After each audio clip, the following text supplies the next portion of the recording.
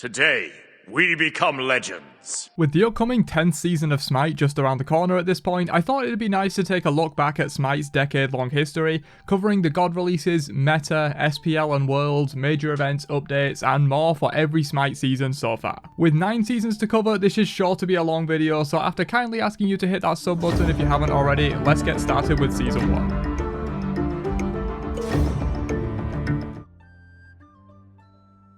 So coming out of Smite's beta that ironed out a lot of the issues and refined the core Smite gameplay we've come to know and love, Season 1 was a wild ride. Beginning on March 25th, 2014 and ending on February 11th, 2015 with the start of Season 2, this season's God releases encompassed Kumbhakarna, Osiris, Janus, Rama, Serket, Kabrakan, Sylvanas, Nox, the new Aokwang, Awilix and Huyi. You might notice the size of that roster for one season, but that's because gods were released much more frequently in the earlier seasons than they are now, usually one every 4 weeks or so, sometimes even more than that. Some hallmark reworks happened in Season 1 as well, with the likes of Nuwa and Arachne's full kit reworks, and more minor reworks for Odin and Bastet, along with Aokwang becoming Kukulkan and re-released later on as the Aokwang we now know. As god releases were more common back then, so were reworks. The meta of Season 1 was a largely slow and defensive one, with less objectives to fight over and less anti-turtling mechanics than exist nowadays. It was pretty easy to camp phoenixes and play a defensive farm-focused playstyle in Smite's first season. There was a lot of split pushing back in the day, both because it was harder to deal with and because pets removed backdoor protections back then, which included Loki's decoy, Bastet's cats that she summoned for her old ultimate, and Old War's clay soldiers combined with her double damage basic attacks and abilities that could hit towers, to name a few. The meta was mostly dominated by tanks and ADCs that could shut down those tanks. This was back in the time where you could build full tank with just a Titan's Bane and still do great damage. Titans back then used to give straight up percent pen without the limitations it has now, whereas nowadays you have to slot some damage into your tank builds to compete damage wise. ADCs like Apollo, Anhur, Xbalanque and Rama when he released later in the season were dominant, and kin size attack speed builds were the way to go for the most part in terms of shredding the rampant tank meta that existed back then with the dominance of Hercules and Vamana. The latter of which created this legendary moment from the Smite launch tournament. Fearless is going to be good, but not in time. Trick Snake's now in trouble. Desert Fury's going to be good. How did he escape with that health? That man on his last legs, the best on no legs. The Game Hunter on giant legs is chasing him down. Knock off from Shockwave. Jingle bang on the ground. Zatman goes down. Triple kill. Look from above. The skies come down. Quadra kill. He's got the kill. Go for Shadow Q. The pentakill. Pentakill. There's a pentakill. Mage percent pen options were nowhere close to what they have access to now, with the exception of Obshard, which, like Titan's Bane, had no limitation and just gave 33% pen straight up. Plus, Soul Reaver back then did 15% max health true damage in a massive burst, but with a long internal cooldown, making it pretty insane for bursting tanks. But other than that, mages couldn't really touch tanks back in the day compared to now. Your hunter pretty much had to do that job for your team. This was a similar case with ability-based assassins too, and reinforced the still existing rock paper scissors Smite's meta is based around, with tanks beating ability burst users beating sustained DPS like hunters, and sustained DPS shredding tanks. The Season 1 SPL consisted of a regular season with EU and NA split and playing each other, concluding with regional championships for both NA and EU, of which the winners were Cognitive Red on the NA side, and Aquila, who reorgs to Titan later on, winning the EU side. Some other popular teams playing in this era that you might know of were Cloud9, TSM, Fnatic, SK, Cog Prime, Dignitas, and of course, the legendary Fat Chunks Assemble. Yes, this was an actual team name that Aurora and Cyclone Spin played under back in Season 1. The 2015 SWC was the grand finale of these teams, with Cog Prime, Cog Red, Titan, and SK Gaming reaching the final 4. SK took 4th, with Cog Red in 3rd, leaving Cog Prime and Titan to duke it out for the top spot for prizes of $1.3 million and $500,000 respectively. Yeah, the prize pools were pretty insane back in early SPL Smite. In fact, the $2.6 million total prize pool was the 3rd largest esports prize pool ever at the time, behind only 2 Dota tournaments and just ahead of a League of Legends tournament. The match went all 5 games, with Cog Prime going up 2-0 and Titan making an insane comeback to tie the set up 2-2. Cog Prime took the early lead in Game 5 and snowballed it expertly into a Grand Finals win, taking home $1.3 million and a title of first Smite World Champions, which they will forever hold. Some familiar faces such as the legendary Barracuda Jeff Hindler duo lane, as well as old faces like Andenster and MLC Stealth, the MVP of the match, creating the legendary Cog Prime Scylla skin with his amazing performance on the monster herself across several games in the World Championship. Championship. Along with their solo laner Omegatron, Cog Prime took home the title over Pretty Prime, Ataraxia, Kanye Life, Confrey and Repicas.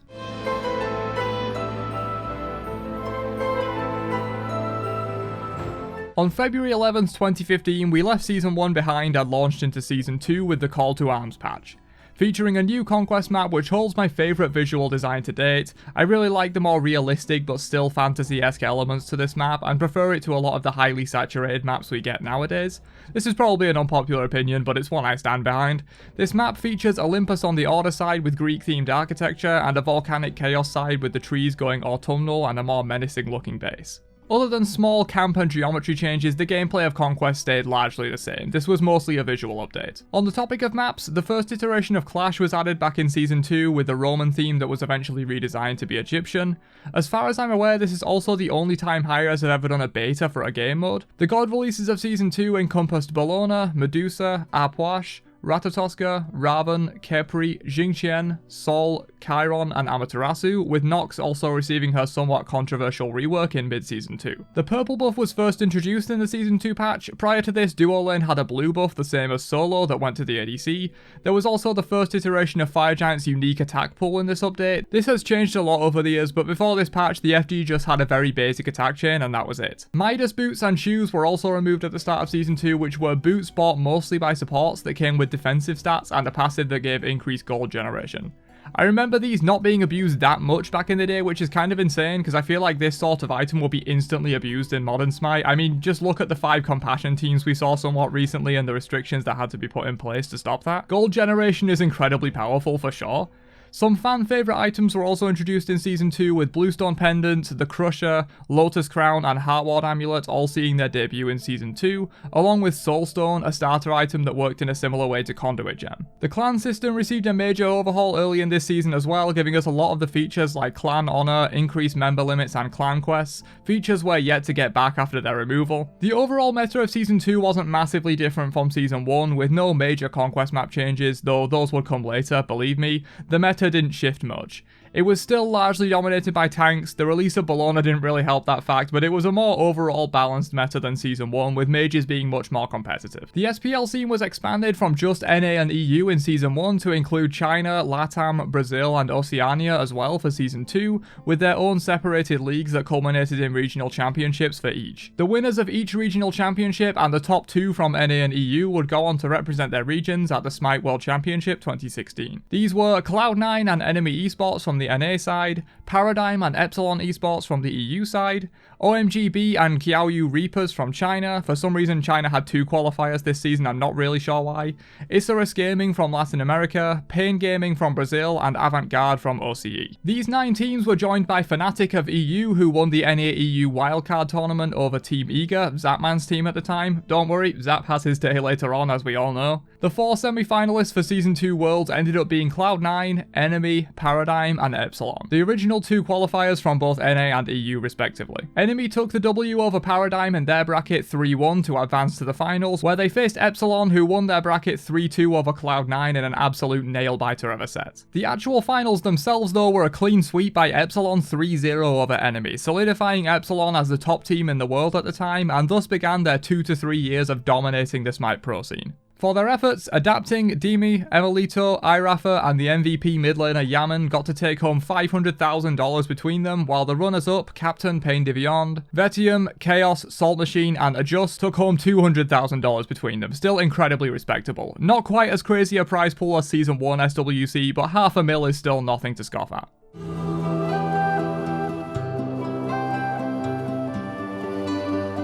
Season 3 began on February 2nd, 2016 with major changes to a conquest map that had gone largely unchanged since late open beta. Attempting to open up the map more and allow more easier flow and pathing, the speed and purple buffs were removed at the start of Season 3 in one of the most controversial changes of a very controversial season. Speed buff was removed as its own buff and added to a neutrally placed fire elemental camp in the Fire Giant pit. Each of 3 fire elementals held a buff worth 1/3 of the previous speed buff value. Securing all 3 gets you the full regular buff, securing only 1 or 2 gets you 1/3 or 2/3 effective buff. This change was very poorly received by junglers at the time, as it led to increased snowball, as the jungler that could secure this speed buff would have an enormous advantage, akin to a speed buff invade in previous and future seasons. Since you have speed and the enemy doesn't, the blue buff was moved to where speed previously was, and blue was replaced by a small XP camp for solo laners. As I mentioned, these changes were not well received, and after only about 4 months they were pretty much entirely reverted in patch 3.8. Joust also received an update in Season 3, giving us the most widely well received Joust map of all time, the Chinese version. This of course is the one we still play today on Season 9 Smite. Prior to this update, what we now call Classic Joust was the main Joust map that people played on. On the topic, Jingchen's Mountain, the first ever PvE mode Smite tried, was introduced in Season 3 as well. This was a precursor to the main adventure modes that we will get later on. We're not even done with the major changes in the Season 3 patch though, as this was also when active items became relics, removing the branching upgrades and making them free with a 500 gold basic upgrade. Of course, we now have a sort of hybrid system that takes aspects of both actives and relics. The God release roster for Season 3 was a bit of a mixed bag in my opinion, consisting of Raijin, Skadi, Jingwei, Susanoo, Fafnir, Erlangshen, Terra, Izanami, Kamazots, Thoth, and Nike, and then concluding with the most buggy release of all time, the Morrigan. In terms of new items this season, the entire Kusari tree was added, along with the newly introduced Japanese Pantheon with Amaterasu at the end of Season 2 and Raijin at the start of Season 3.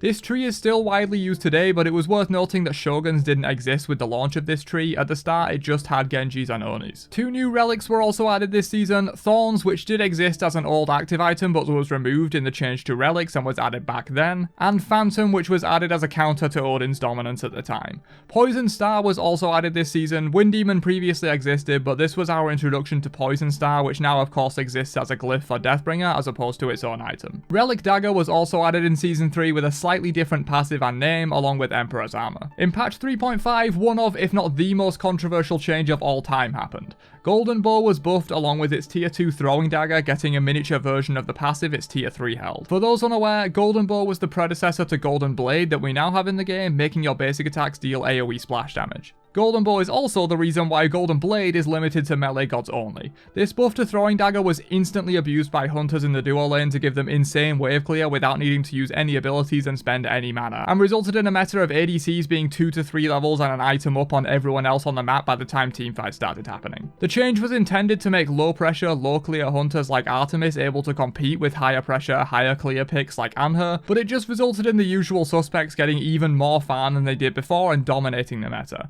Golden Bow and Throwing Dagger were attempted to be balanced in a later patch, removing the crit chance, increasing the cost and lowering the power, but it just wasn't enough. In patch 3.12, just 3 months after the initial buffs were made to the item and its tier 2, it was removed from the game entirely, later being added back as Golden Blade for melee only. There was also a pretty substantial power pot meta back in Season 3 where you would level 1 buy the 500 gold power potion to get ahead early on and snowball. It was mostly just mid and jungle that did this to get early pressure around the middle of the map, and this is the reason power potions are now level gated to level 10. Season 3 SPL was much the same as Season 2, with regular seasons leading to regional championships in NA, EU, OCE, Brazil, LATAM and China. Again, the top 2 teams from NA and EU, as well as the top team from Brazil, China, LATAM and OCE would make it to the Season 3 World Championship, alongside the top 2 of the NA and EU wildcard mini-tournament to make 10 competing teams total. Epsilon Esports, dominant winners of the Season 2 Worlds, would reorg twice during this season, first to Panthera, under which they won the Summer Masters LAN, confirming their place as the top team in the world at the time, and once again to NRG Esports, which is the org they competed at Worlds 2017 under. The NA regionals were won by Team Eager, with Saw Gaming as runners-up. EU regionals were won by, you guessed it, NRG Esports, with Obey Alliance as runners-up. OCE was won by Team Pandemonium, which reorged to Direwolves for the actual SWC.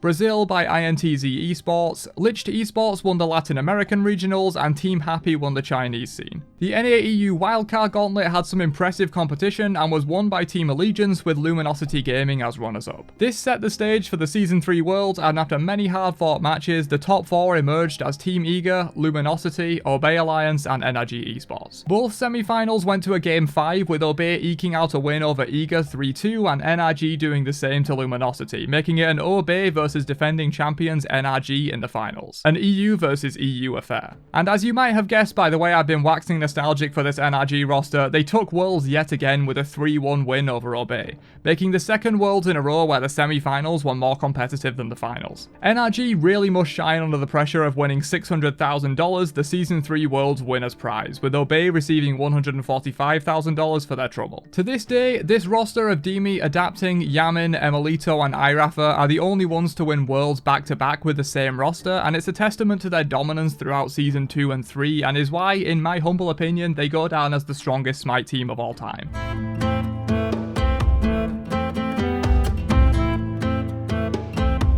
Going into Season 4, Smite was in a bit of a rough state. Season 3 made many ambitious changes, and while some were well received, most were not. The Season 4 Conquest map got quite a few changes with the launch of the new season, most notably the Portal Demon, later redesigned as the Pyromancer, was added. This version made a portal that straight up teleported you to the Fire Giant pit instead of the speed buff that Pyro now gives you. Purple buff was also reintroduced with a protection reduction aura instead of the attack speed it used to have, and was mostly picked up by supports in this era. The oracles were also added in the Season 4 patch, which still exists without any major changes to this day. Season 4 launched with a hard MMR ranked reset, which I believe was the first of its kind since beta. This led to some ridiculous early ranked experiences, with previous masters being lumped in with previous bronzes, and is part of the reason why everyone says that Spring Split Season 4 ranked borders mean nothing. You could get to Diamond extremely easily by looking out and queuing into only bronze and silver players, or being carried by a really good duo queue partner, since everyone's MMR got reset to the same and you could queue with anyone. Clash received its major update, changing it from the Roman theme to its own Egyptian theme, which is now represented in Slash. It also got some gameplay changes like Apophis replacing Gold Fury and Fire Giant, and a more open central design. Adventure modes were also officially started in Season 4 with Nike's Valley of Victory. The previous Jingchen's Mountain and Fafnir's Wonderland were a beta test of sorts for these official adventures. Most of the adventures we've seen actually released in Season 4, with a few being in Season 5. The God release roster of Season 4 consisted of Kuzumbo, Kernanos, Ganesha, Daji, Kukulkan, Artio, Hachiman, Discordia, and Cerberus. With the Celtic Pantheon being introduced right at the end of Season 3, the Pantheon was filled out in this season with 3 new additions. In terms of new items for Season 4, the most important and hilarious ones were Rituals, which might be the shortest lasting new addition we've ever seen in Smite, allowing a one-time use combat blink and teleport to gods, among others. These items were instantly abused, such as by the whole team buying teleport to gods and TPing to a Thor ulting into the enemy base for an easy backdoor on the Titan, as well as everyone having combat blink without needing to use a relic, which was just insane. After less than 2 months in the game, Rituals were removed in patch 4.5 with intentions of bringing them back in a less insane form. It's been 5 seasons since and we haven't heard anything in this regard though, so I don't think they're coming back. Chalices were added in Season 4 as well, which weren't quite as insane, but especially Health Chalice has seen immense use in solo lane since its introduction. Horrific Emblem and Bracer of Undoing were also added in the launch patch, with Bracer having its old effect that restored 50% of health and mana you lost in the last 3 to 5 seconds, and was notoriously one of the most broken relics of all time throughout the season. Swift Wing as a new starter item was added in Season 4 as well, that essentially gave the Pyromancer effect before Pyro existed. The Druid Stone tree was added too, which consisted of Stone of Binding and Stone of Fall as new items, with Void Stone being moved to that tree as an existing item. Toxic Blade was introduced here too as the basic attacking alternative to Divine Ruin and Brawler's Beatstick for anti-heal, and finally Book of the Dead was also introduced here, albeit with a different passive, coming with lifesteal and allowing your lifesteal to overheal you up to 20% of your current health as a shield. So somewhat similar but also pretty different to modern Book of the Dead. On the topic of items though, another Hunter blunder was committed by Hi-Rez in Season 4 in the form of Hasten Fatalis getting Flat Pen added to it and subsequently becoming a core item for most hunters, allowing them insane mobility in fights. This one went the same way as Golden Bow from the previous season, in that Hi-Rez tried to fix their oopsie with nerfs, but when that didn't work, they just removed the item entirely a few months after buffing it, later being added back with restrictions. Much like Golden Bow turning into Golden Blade, Hasten Fatalis turned into Hasten Katana and Hastened Ring, restricting hunters from accessing this effect. Atalanta's Bow was also added in this same patch, as its passive effect was a toned down, more controllable version of Fatalis that hunters could use. The Season 4 SPL was the last season to follow the formula set out in Season 2, with several regions competing. After this, we returned to NA and EU and then a unified local SPL. As previously, the top 2 teams from NA and EU were joined by the top 1 from OCE, Brazil, LATAM and Asia, along with the top 2 from the NA and EU wildcard. NA's top 2 were E-United and Luminosity Gaming, EU's were Team Rival and Obey Alliance, Oceania brought Scylla Esports, Nocturnes Gaming won the LATAM Regionals, Entity Gaming won Asia, and finally NRG Esports and Elevate came first and second at the wildcard respectively and also qualified for Worlds. As you may have noticed, Season 4 was the beginning of the downfall for NRG as they roster changed their solo laner and had to qualify through the wildcard this time, where previously they were the top seed coming into Worlds from the EU side. However, they still made it to top 4 alongside Obey Alliance, the previous runners-up, along with Team Rival and Team E-United, both newcomers. And in the semi-finals, the Old Bears were ousted by the New Blood, with Team Rival going 3-2 over NRG in a close fought set, and E-United clean sweeping Obey 3-0. It's interesting to think that perhaps if that final Game 5 between NRG and Rival went the way of the defending champs, they could have potentially won Worlds 3 times in a row. However, that was not to be, and the Season 4 Worlds finals were Rival vs E-United, a return to an NA vs EU finals, and boy was it a hype one. With Rival being favourites going in, they actually lost the set 3-1 to E-United, becoming the Season 4 World Champions. Benji, Scream, Venenu, Panda Cat and Polar Bear Mike would take home $600,000 between them, while Rivals Deathwalker, Ice Ice Baby, Wolfie, Volt and Callus got the ever diminishing second place prize of $75k, down from $145k the previous year and $200k the year before.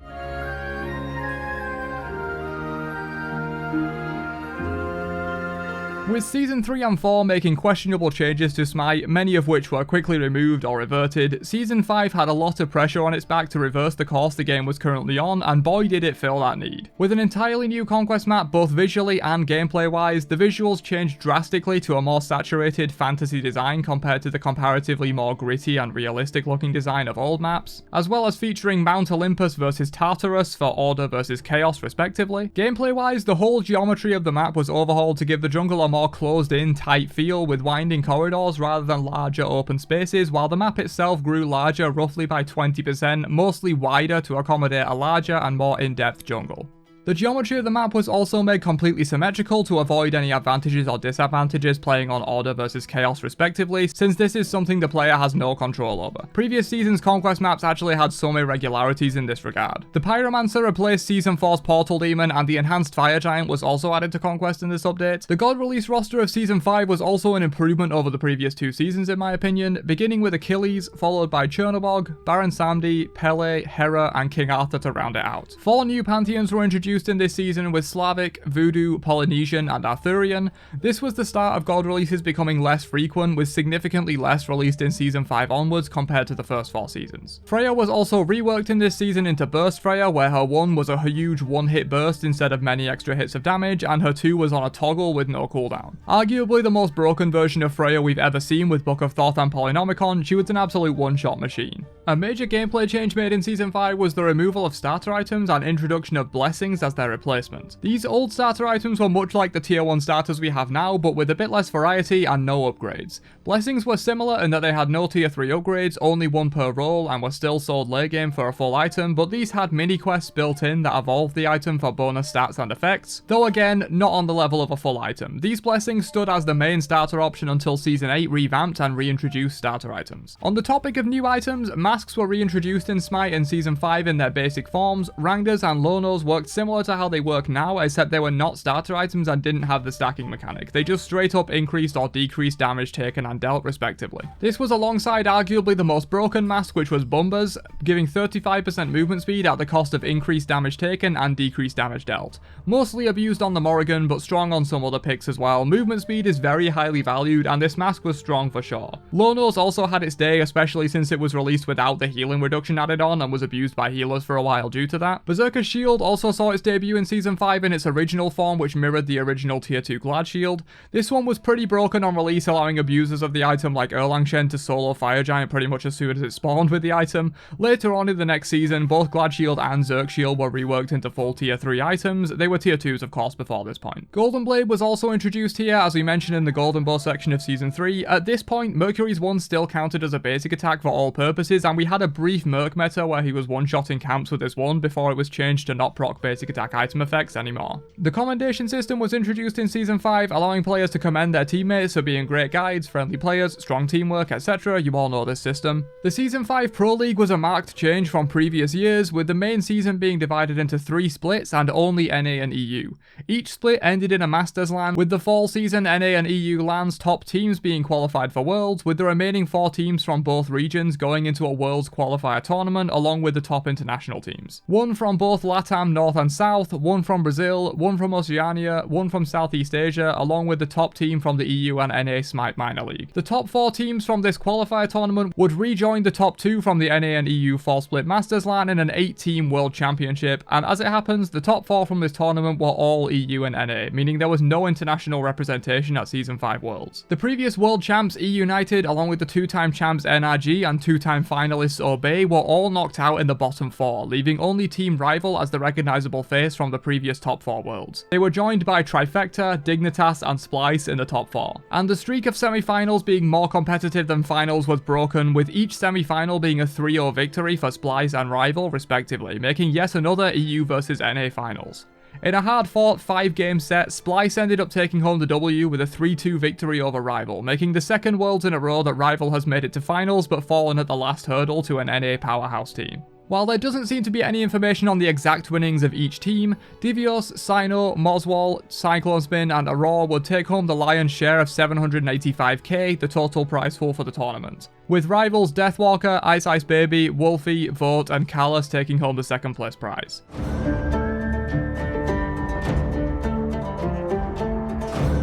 Season 6 continued and built upon the successes of Season 5 without changing too much, continuing to add a smaller roster of gods with Merlin, Jormungandr, Horus and Set as the first and only double release, Olarun, Persephone, Yamoja and Heimdallr being the god roster for Season 6. In terms of conquest changes at the season launch, the Totem of Ku was added, which was a nice change to shake up the solo lane a little bit and encourage fighting and aggression in a lane that had become a bit of a slogfest over the years. Along with the introduction of the unique Furies, that's right, prior to Season 6 it was just the Gold Fury, this season added the Primal and Oni Furies to shake up the mid-game of Conquest, along with a change to Fire Giant's attacks. On the topic of maps, the new, and can I say most beautiful Assault map was introduced in early Season 6 as well, replacing a very dated one with not only a beautiful visual overhaul, but a few gameplay changes too, like the healing pods and mini side jungle. This season also saw the retirement of season tickets and the introduction of battle passes, for better or worse. For new items, Season 6 saw the introduction of Speed Pot, which for those who only started playing recently after the boots removal, was a potion you bought that gave 18% movement speed just like boots did, but did not stack with boots.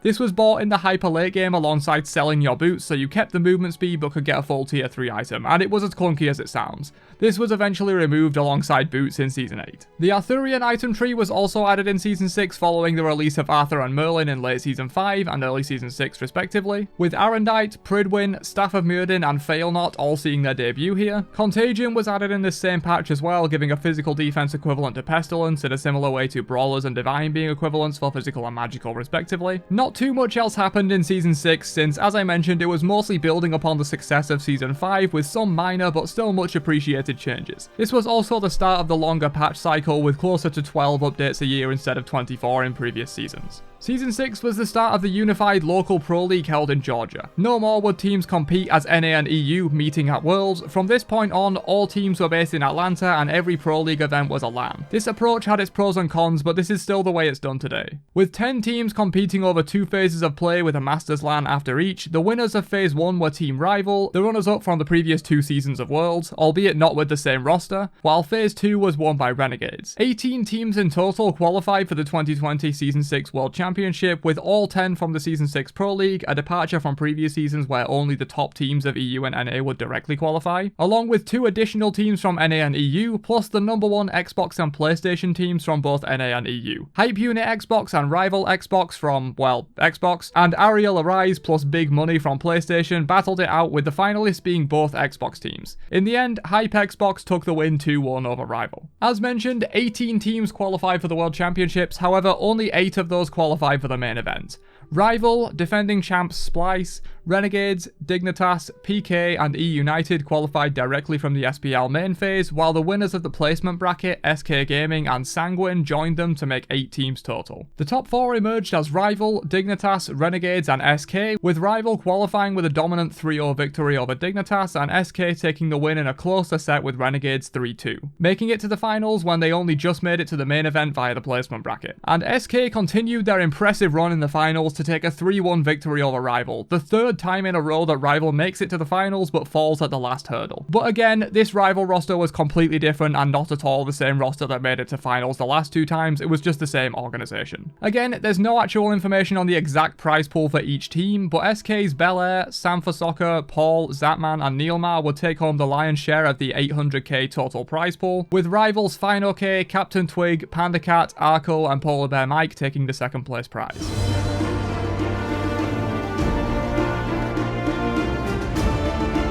Season 7 was much of a continuation of Season 6 and did not bring an entirely new conquest map, but did herald some changes to the existing one. Most notably, the jungle shrine added at the start of the season that filled with gold for each jungle camp taken. You would then hit this shrine on the way past to get that bonus gold. In the middle of the season, an alpha harpy was also added to duo lane, increasing the farm available there. This was somewhat of a precursor to the extra camps that will be added to the side lanes in future seasons. Jungle monsters were also overhauled in Season 7 to give them unique attacks and mechanics rather than all just swiping at you repeatedly, while also making some monsters naturally aggressive, aka they attack you if you come in range without being provoked, whereas some remained passive, the normal behaviour where you have to attack them first before they attack you. On the topic of maps, Joust also received a major map overhaul with the release of Season 7's larger Joust map. Being pretty poorly received by the community at the time, this map was eventually replaced and is only in use still as the dual map. 3v3 Joust was reverted to the Chinese Season 3 Joust map. The Vision Shard replacing your 2nd relic slot was also introduced in the Season 7 launch patch, along with the reintroduction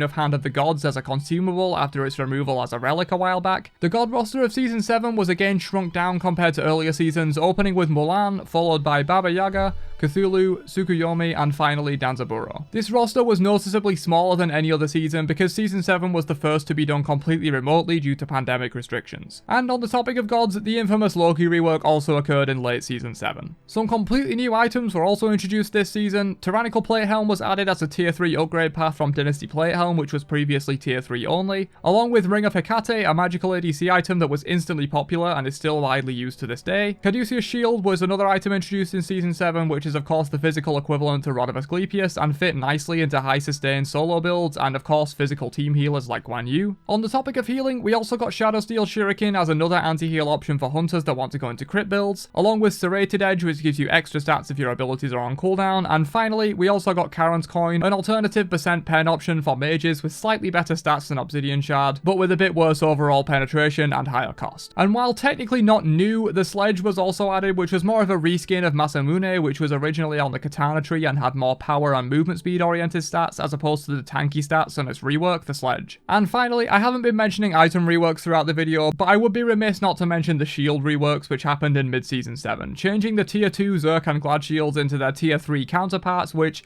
buffs and nerfs aside, remain mostly the same to this day. The Season 7 Pro League was much the same format as Season 6, with 2 phases, both ending in a playoff tournament which decided seeding going into the World Championship. 20 teams were invited to Worlds this time around, with 6 teams qualifying for the main event. Ghost Gaming and Team Radiance received byes into the semi-finals for being winners of the playoffs, while the other 4 teams fought through the placement rounds, which consisted of the remaining 6 SPL teams that weren't Ghost and Radiance, along with the winners of the NA and EU wildcards, which included SML teams. Renegades beat Sanguine 3-0 and PK beat SSG 3-2 to advance to the semi-finals, where the top 4 consisted of Ghost versus Renegades and Radiance versus PK. Ghost clean sweeped Renegades 3-0 with a dominant performance to advance to finals, where they faced Pittsburgh Knights after their close 3-2 win over Radiance. And an even closer finals match occurred, with PK eventually taking the set 3-2 over Ghost, arguably the favourite coming into Worlds. PK's Scary D, Cuvo Fred, Paul, Zapman and Neilmar, they defeated both top seeds in Nailbiter 3-2 sets to take home the SWC 2020 trophy and a lion's share of $600,000, while Fine Sam for Soccer, Captain Twig, Panda Cat and Polar Bear Mike take second place for the 2nd year in a row.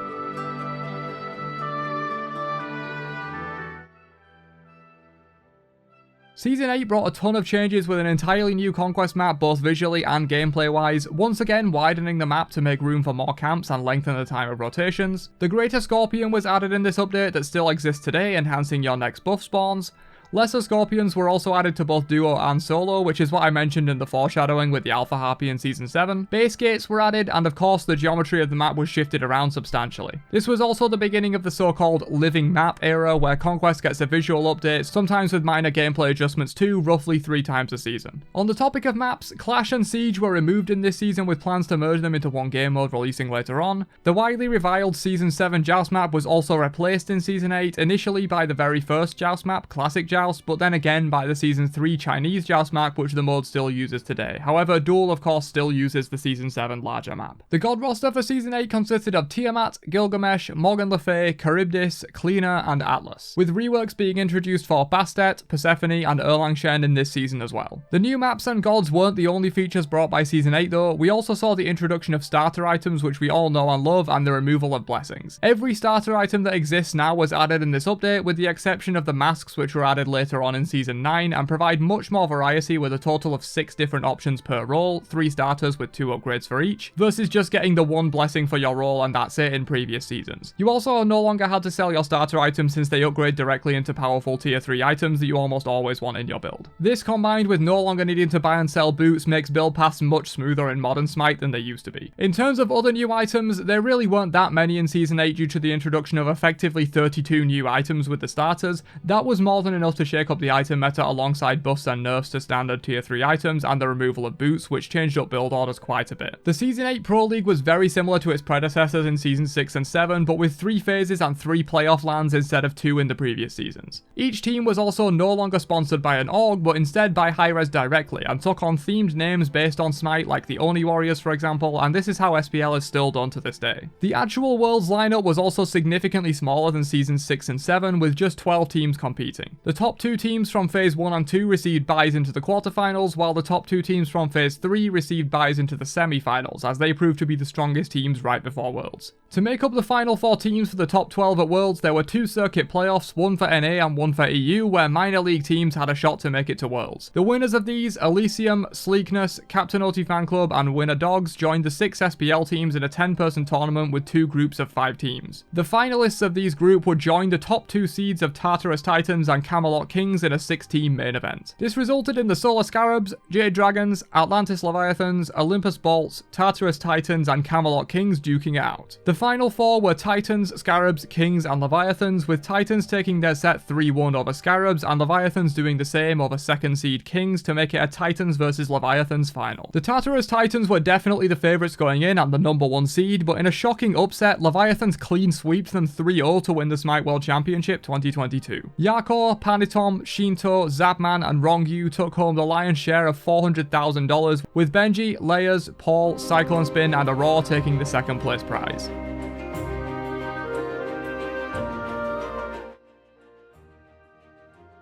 And finally, the most recent season as of making this video, Season 9 built upon the foundation that Season 8 laid for it. Conquest was updated visually and the obelisk was added in.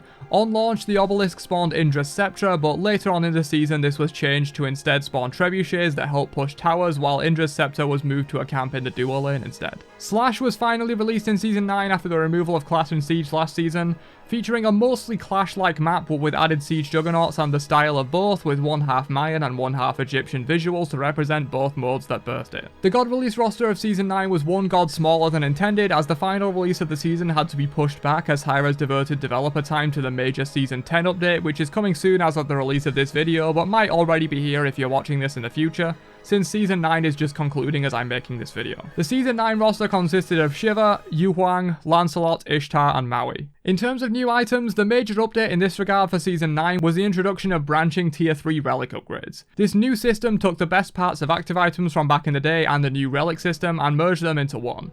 Relics were still free at the tier 1 level, but now had 2 different upgrade paths similar to active items back in the day. This saw the introduction of 26 new effects to existing relics and was a huge gameplay shakeup. The other major item system we were introduced to in Season 9 was glyphs, aka tier 4 items. On their initial launch, there was only 10 glyphs existing on top of 5 items, and you could build as many glyphs as you wanted in one build. However, later in the season, a further 10 more glyphs were added for 20 total, and players were limited to only 1 glyph per build. It's not just new item systems that were brought to the table in Season 9 though, we also saw new items entirely, with the earring tree being added, the first new item tree since the Arthurian items back in Season 6. These items were focused on bending core rules of Smite, such as bypassing the cooldown reduction cap, speeding up your projectile speed on basic attacks, and introducing item pickups that give extra benefits. Rangers and low-nose masks were also majorly reworked into new starter item options in Season 9 from their previous standard tier 3 item designs. We did not however see the return of the movement speed bombers mask in any way. Some core mechanics changes were also made in Season 9, with all gods getting increased health and protections across the board in order to slightly lengthen the time to kill and reduce the burst meta occurring at the time. This came along with major changes to the health and damage of various jungle camps, minions, and towers as well. Diminishing returns was also overhauled and made visible to all players affected by it when it was previously a hidden mechanic, and certain updates focused on sweeping nerfs to many of different top performing gods and items, and sweeping buffs to low performers respectively. While there are still 1 or 2 updates remaining in Season 9 as of writing, they're unlikely to bring anything major given Season 10 is on the horizon and new content and major changes will be saved until then. Even balance changes will likely be much tamer as they always are around the time of Worlds to not shake up the meta too much right before the biggest pro event of the year. Speaking of, the Season 9 Pro League was much the same as Season 8, with 6 teams selected to return from the previous season and 2 teams selected from the minor league play-in tournament. 3 phases, each with its own playoff land to decide seeding or Worlds. As of recording, Season 9 Worlds hasn't happened yet, however Dragons, Kings and Titans are looking like the favourites going in, and I'll be watching with eagle eyes for sure as we go into the final Worlds before Smite is likely to get a ton of major changes in Season 10, Smite's decade anniversary. And that's the main reason I wanted to make this video. Season 10 is just around the corner and we'll likely be getting information about it very soon, be that through official channels or data mining, and I wanted to take a look back at Smite's decade-long history and cover the main events and pro scene of each season. So hopefully you've enjoyed this trip down memory lane with me or learned some new things if you didn't play in some of the earlier seasons. This was a long one, but it was well worth it. Don't forget to drop a like before you leave, and I'll catch you guys in another one later on. Have a great day, and peace out, you nerds.